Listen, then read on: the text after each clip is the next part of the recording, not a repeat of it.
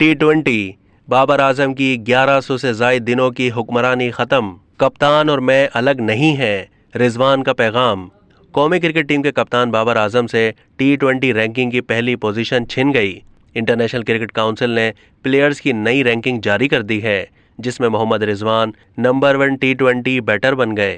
Babar Azam ranking में दूसरे number पर आ गए। वो 1000 से ज़ायद दिनों तक नंबर 1 T20 बैटर रहे।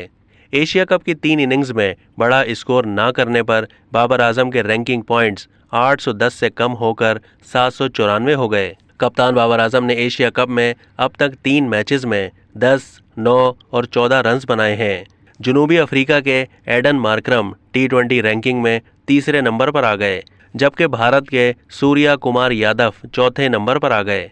मोहम्मद रिजवान ने कहा कि मेरी पहली पोजीशन को T20 क्रिकेट में बाबर आजम की ही बादशाहत समझा जाए। कप्तान और मैं अलग नहीं हैं, हम सब एक हैं। आप सब लोगों की मोहब्बत और दुआओं का शुक्रिया।